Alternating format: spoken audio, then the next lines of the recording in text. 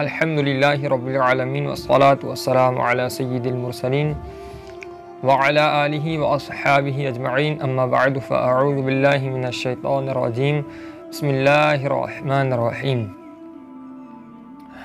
अमीरुल मोमिनीन हज़रत मौला अली करमल्लाहु तआला वजहुल करीम से रिवायत है, फरमाते हैं कि अल्लाह अज़्ज़ व जल ने जन्नत में एक दरख्त पैदा फरमाया है जिसका फल सेब से बड़ा और अनार से छोटा है, मक्खन से ज़्यादा नरम, और वो फल शहद से भी मीठा और मुश्क से ज़्यादा खुशबूदार है।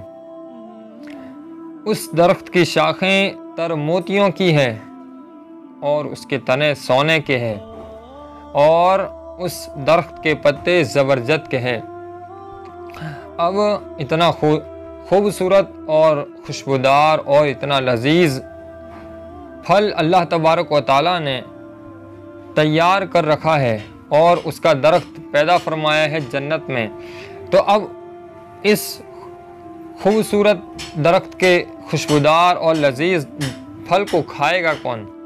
फरमाया ला यअकुलु मिन्हा इल्ला मन अक्सर मिनस सलाति अला मुहम्मदिन सल्लल्लाहु अलैहि वसल्लम। फरमाया कि इसका फल सिर्फ वही खा सकेगा जो आक़ाए करीम सल्लल्लाहु अलैहि वसल्लम पर कसरत से दुरूद पाक पढ़ने वाला होगा।